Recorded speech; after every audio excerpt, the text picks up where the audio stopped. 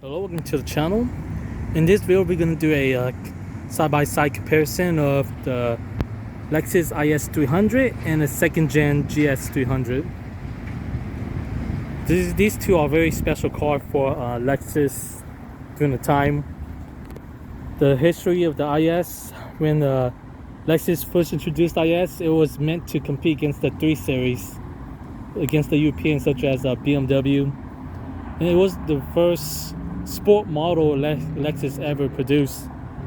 During that time, Lexus was known as an old man car with the LS400, the ES, and the GS. Very special car during the time of the reign of Lexus.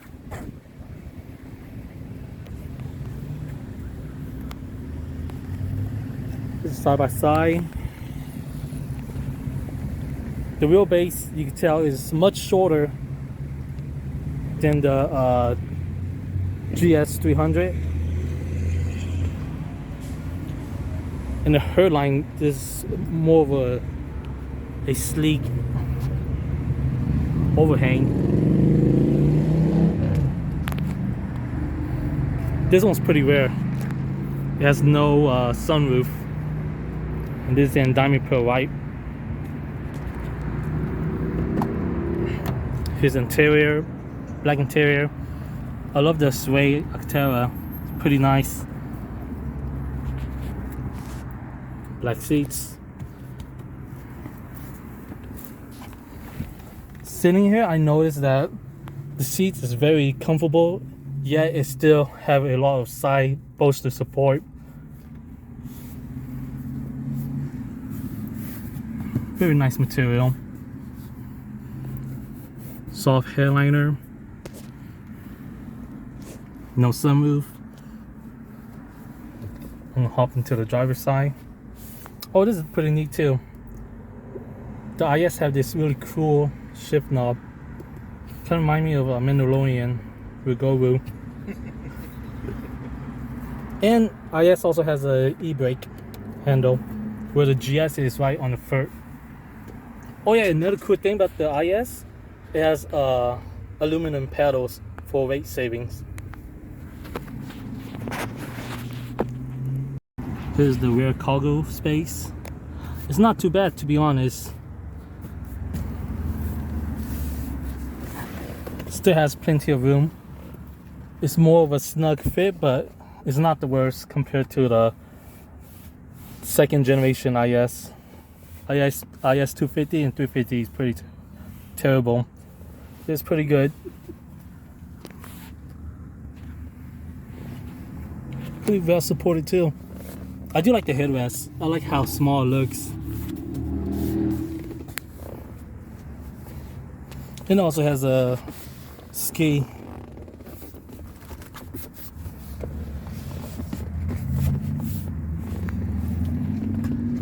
There's a center console.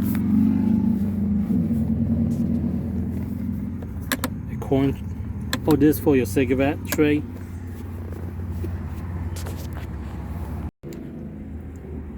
Here's a neat feature of the IS. I love these gauges. It's like a watch.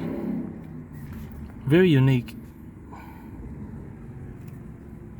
I like the steering wheel. It's very small, thin leather wrap spokes. Nope. There's a second gen.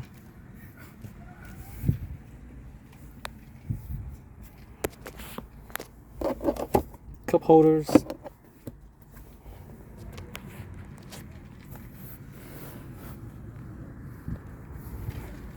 Yeah, it's very well supported, to be honest. I like how snug it is. Very driver focused vehicle. So this is a 2001 Lexus IS. This has the non-sticky dashboard. Anything above 2001 will have a common issue where Toyota use a cheaper material, so it would tend to be sticky. So that's one thing to look out for on an IS. So both these cars has a legendary 2JZ motor. This is a VVTI GE non-turbo. It's a pretty good power plant, to be honest. You have iron block, smooth, Torquey power band with the VVTI. These are well known to go 200k plus easily.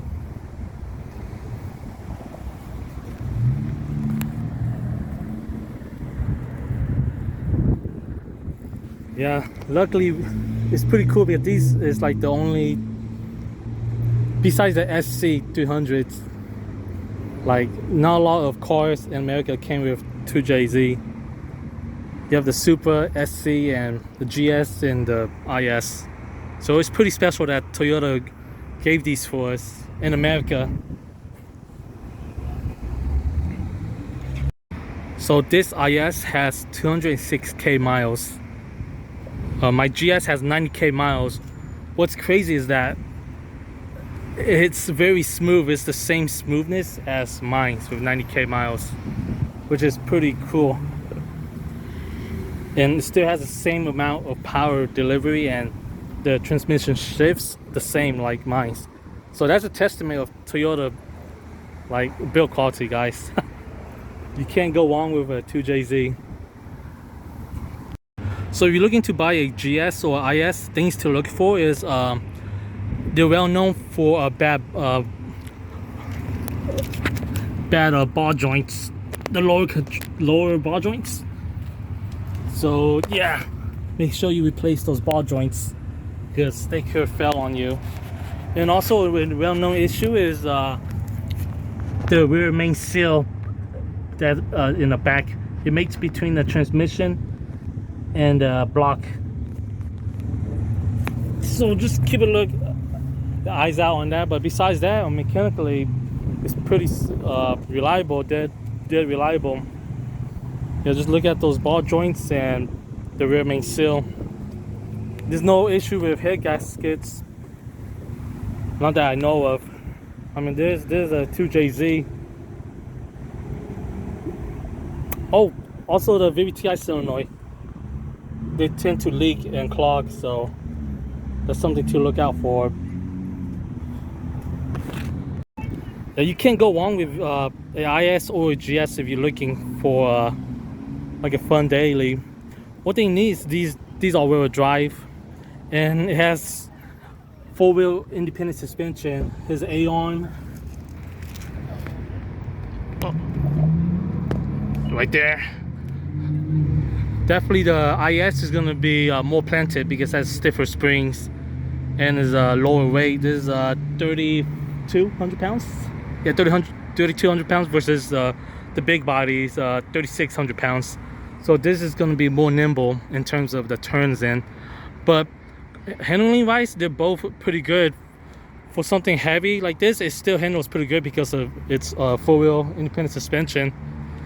One thing you're going to notice that, yeah, the ride is going to be firmer in the IS. You feel more of the bumps, while the GS, it soaks up all the bumps due to the softer springs. It's kind of like a boat, more like luxurious, comfortable. Or you want something like more spirited and fun, definitely go for the IS. If you need more room, definitely part of GS is a better bet because there's more interior room. But I mean, you can't go wrong with both, to be honest. They're both good buys. Oh, another thing I like is like the design, like the integrated brake light on these two cars. That's like a signature trademark Lexus did during that time.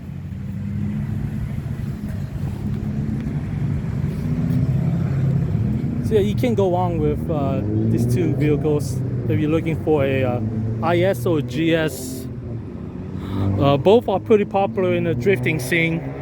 For the GS, you could do VIP. You can also do VIP on the IS as well. I've seen it done. But yeah, it really depends on your preference, you know. Prices of both these are going up, so I mean, get them while you can, you know. Pretty soon, there's gonna be less of these vehicles with the 2J, so the prices will go up.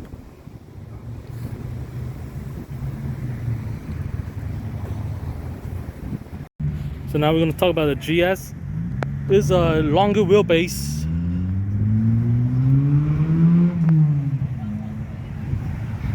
Definitely longer wheelbase. It's going to have more cargo space as well. So you have a family, you need like a family car to lug more kids or your friends. Definitely the interior space is much bigger in here. And another thing is the GS has rear AC vents where the IS doesn't have AC vents. And also they have cup holders right here on the armrest, while the IS doesn't have cup holders.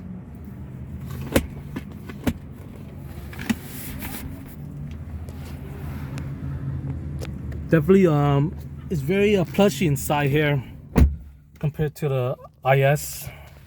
You have more leg room, and you have cigarette trays on both sides.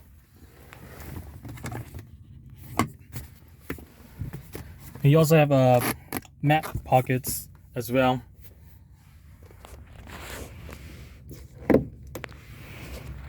On the GS you have the GS and IS, you have these leather stitch handles, and you have a map light on top as well.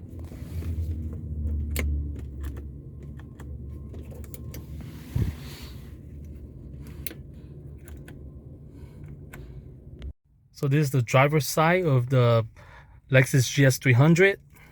One thing I noticed is the seats is much larger and more plush compared to the IS, which is a lot stiffer, but it's also holds you better with the side bolsters.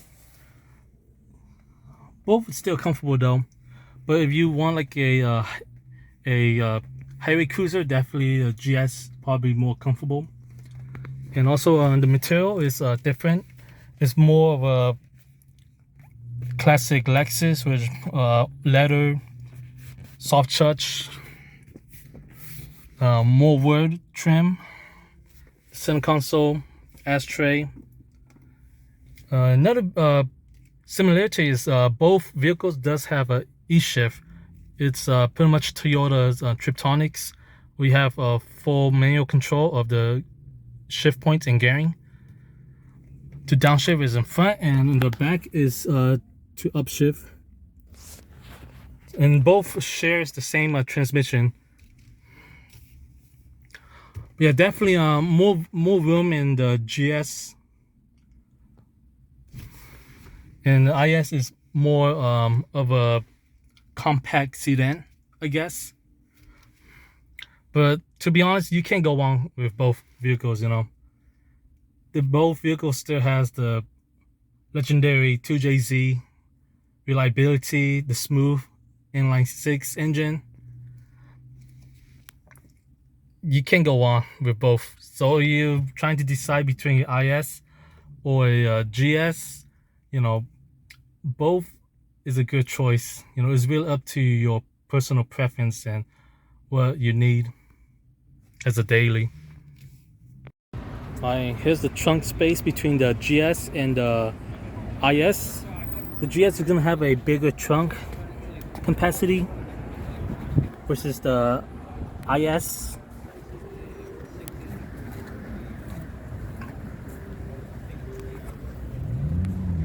But the IS, it has a center where it folds for your ski. So that's gonna be the difference. A little bit smaller, but not too bad, to be honest.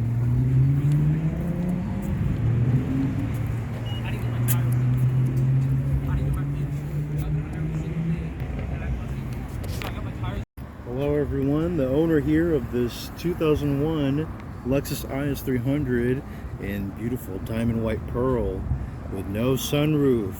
So got this from the previous owner for $1 band. Can you believe that? Got it for a steal. Anyways, I thought the catalytic converters were gonna end up costing me a fortune. So that's why the previous owner decided to sell it to me for so cheap. But it ended up just being an O2 sensor, which I fixed with the Denso O2 sensor. And it's easy to reach for the 2J, yeah. Yes, so remember folks, when replacing your sensors, always go with OEM, please. Your car will thank you for it. So my thoughts on this car, look, I'm coming from a 240. This is an awesome car if you're coming from a 240.